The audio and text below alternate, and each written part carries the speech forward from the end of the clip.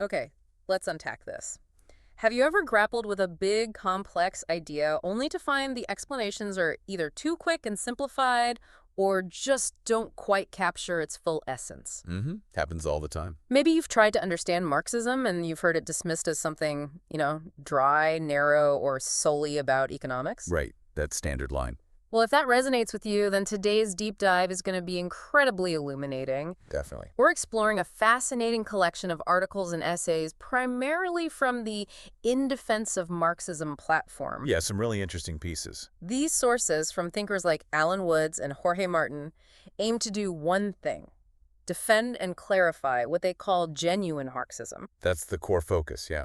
Our mission today is to cut through the common misconceptions, to understand how the authors define this genuine Marxism in its stated richness, breadth, and profundity, and to explore why its proponents argue it remains an essential tool of the revolutionary struggle even now. It's about getting past the caricatures. Exactly.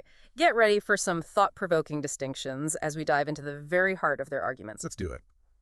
Right out of the gate, these sources tackle a common misunderstanding they observe: the idea that Marxism is this dry, narrow doctrine which reduces all human thought to economics and the development of the productive forces. The classic economic determinism critique. Right. Now, while they point out that its bourgeois critics often present it as a caricature, what's particularly interesting is their claim that even some who identify as Marxists actually uphold this very economist view themselves. Yeah, that's a key point they make. The critique isn't just external, they see it internally too. Exactly. What's immediately clear in these sources is this critical distinction they're drawing.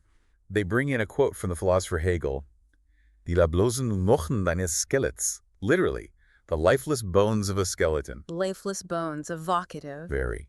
And Lenin himself, they note, commented on this, saying, what is necessary is not leblos Knochen, but laying life. So not just a dry framework. Right. The core argument here is that, for these authors, genuine Marxism isn't a rigid dogma or a set of fixed rules.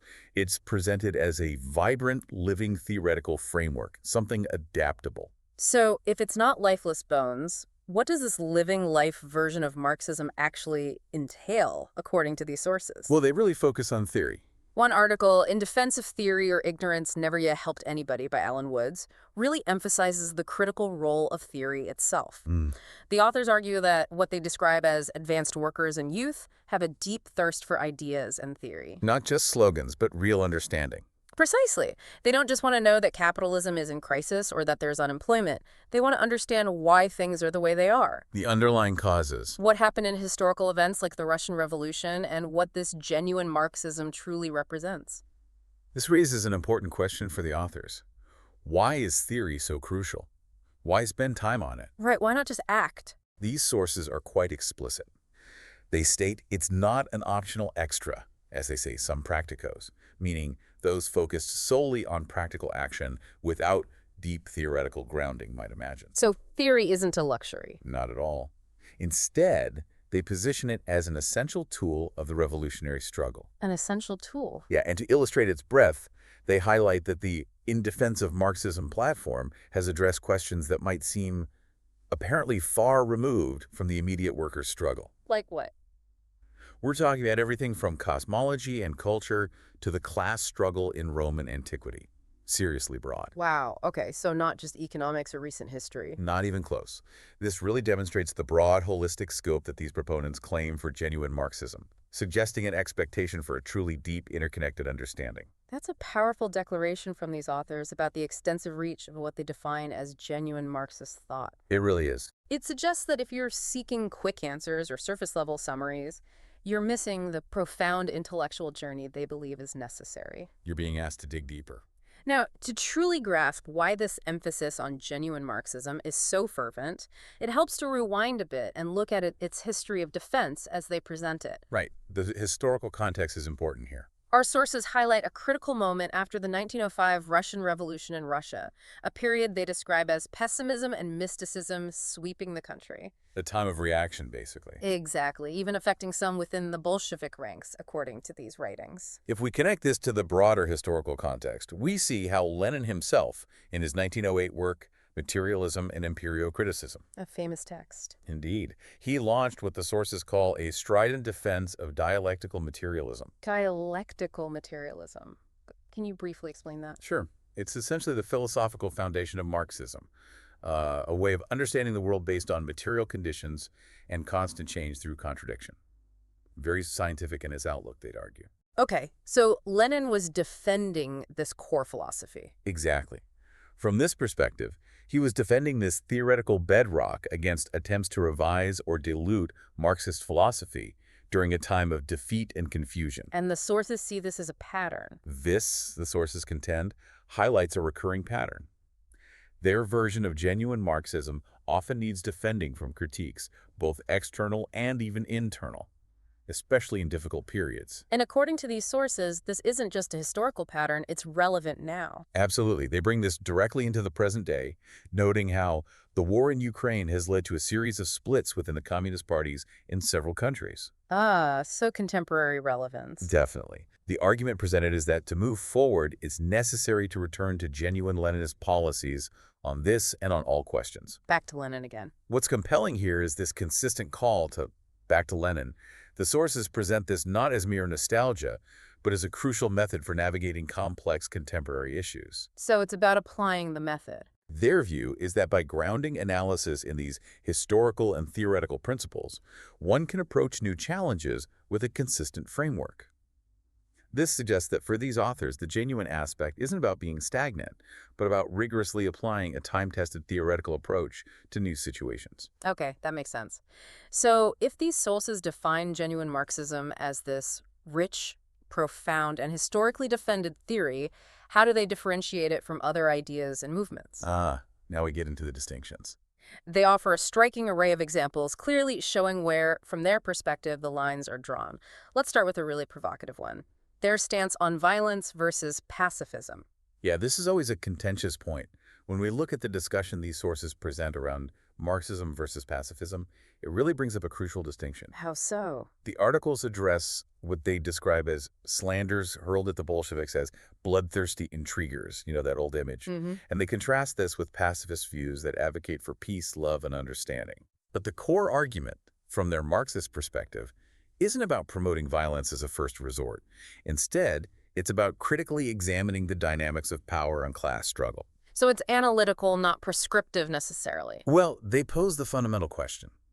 Will the ruling class ever really relinquish power without a fight? That's the crux of it for them. From their viewpoint, genuine Marxism fundamentally rejects any notion that the ruling class will willingly surrender power. They see pacifism not just as a tactic, but as a deep philosophical misunderstanding of how class conflict actually operates. That really outlines a stark difference in approach. Moving on, what do these sources say about the rise of identity politics, which they note are in vogue? Very current. And stress, self-identification, personal experience, and the various layers of oppression people experience on racial, sexual, gender, and other lines. How does their understanding of genuine Marxism align or not align with that? Right. From the perspective of these sources, identity politics is presented as distinct from what they call the Marxist method of solidarity and class struggle. Distinct how? While acknowledging various forms of oppression, they don't deny that their emphasis would likely be on uniting the working class across these different identities. Okay. To tackle the systemic issues of capitalism, rather than focusing predominantly on individual or group experiences. So the focus is on class unity above all. The sources contend that for genuine Marxism, the ultimate goal is the revolutionary overthrow of the class system, which they believe is the root cause of these various oppressions. And they worry identity politics might hinder that. Their view seems to be that focusing solely on identity can, in their view, inadvertently fragment the necessary class unity. And their critique doesn't stop there. Postmodernism, a philosophy popular on university campuses, is another point of contrast. Yes. Postmodernism. Our sources describe it as denying the very idea of historical progress and sidelining scientific truth in favor of a subjective emphasis on language and identity. A very different way of looking at the world. They even criticize left-wing journalist Paul Mason, suggesting that what they call the thin rule of Mason's postmodernism is no substitute for the science of Marxism. Wow, strong words. What's absolutely central here is the strong assertion by these sources that Marxism is a science. A science. That's a bold claim against postmodern thought. It directly challenges postmodernism's relativism, which tends to question grand narratives and objective truth. And they also critique academic versions of Marxism. Yes, the articles take on what they identify as academic Marxism, citing David Harvey, a professor who describes himself as a Marxist, I've heard of him. but who the sources criticize for being against the revolutionary overthrow of capitalism. So, not radical enough for them. Seems to be the point. Similarly, they dismiss the tributary mode of production theory, which has gained traction in academic circles as a retreat from Marxism. So, there's a clear line between discussing Marxism and practicing it, in their view. This highlights a clear distinction they draw between academic discussion about Marxism and what they define as a revolutionary Marxist practice, which prioritizes the active overthrow of the capitalist system. It certainly sounds like these sources position genuine Marxism very clearly against anything they see as a dilution or misinterpretation of its core revolutionary tenets. Absolutely. The boundaries are sharp.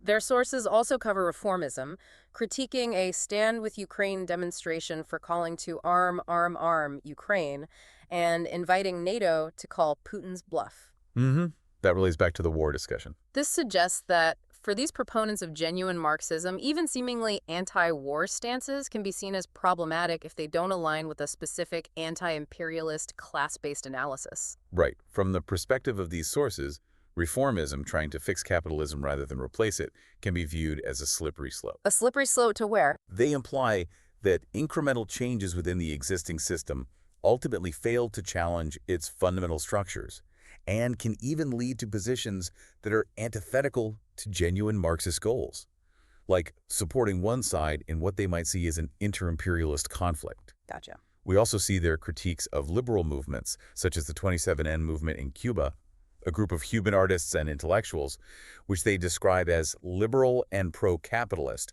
rather than genuinely leftist. So even left-leaning groups get critiqued if they don't fit the mold. And they reference V.I. Lenin's criticism of a liberal professor on equality, who, in Lenin's view, engaged in abstract discussions rather than concrete class analysis. A theory divorced from action again. These examples all reinforce their argument that true change comes from fundamental systemic transformation, not gradual adjustments or abstract talk. And finally, even within revolutionary movements, the sources caution against what they call sectarianism and opportunism. Two common pitfalls on the left, they'd say. They describe these as two sides of the same coin that must be combated if the program of revolutionary Marxism is to become a mass force. They cite what they see as the errors of the Moronites, referring to a specific Trotskyist tradition. A faction within Trotskyism. Which they claim swung back and forth between ultra-leftism and opportunism.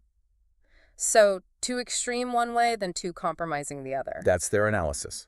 So, from their viewpoint, it's not just about what you're for, but also what you're against within the broader left.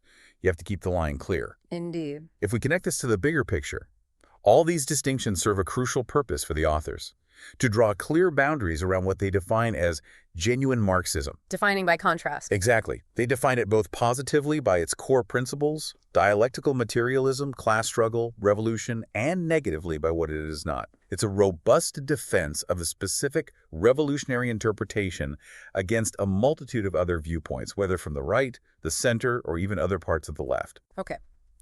Given all these distinctions and defenses, these sources also look at the practical side. How do you actually put this genuine Marxism into action? Right, the what is to be done question. One article, The Class, the Party, and the Leadership, How to Organize Revolution, asks a profound question. If capitalism should have been overthrown long ago by the working class, why hasn't it? A huge question. And what's highlighted here is the answer the sources provide. The key to answering that question lies in the role of leadership and of the Revolutionary Party. So it's about organization, not just spontaneous uprising. That's the argument. This moves beyond just theory and into the realm of organization. The authors emphasize the need for what they call a vanguard party. A vanguard party. Yeah, an organized, disciplined political party that leads the working class to provide the necessary guidance and structure for revolutionary struggle, drawing on what they refer to as rich lessons of the world working class movement. Learning from history again. Always connecting back. And this is where organizations like the Revolutionary Communist International or RCI, which is mentioned in our sources, come in. Right, the practical expression of these ideas. They aim to provide books, articles, and national sections to educate and organize individuals who share their communist perspective. Yielding that leadership. They even conclude with a direct call to action asking, "Are you a communist? Then get organized." Very direct. No ambiguity there. So what does this all mean for you, the listener? We've taken a deep dive into what genuine Marxism means. According to its proponents, a rich, profound, living theory, not a dry caricature. Quite a journey through their perspective. We've explored its historical defenses, from Lenin battling mysticism, as the sources describe, to contemporary calls to return to Leninist policies. Seeing that thread run through. We've also seen how these sources sharply distinguish their view from pacifism, identity politics, postmodernism, various academic approaches, reformism, and even specific sectarian or opportunistic trends within revolutionary movements. Lots of lines drawn in the sand. Ultimately, it's a call for rigorous theory, consistent principles, and organized revolutionary action, all presented from the perspective of these particular sources. This deep dive raises an important question for anyone grappling with complex political and social ideas.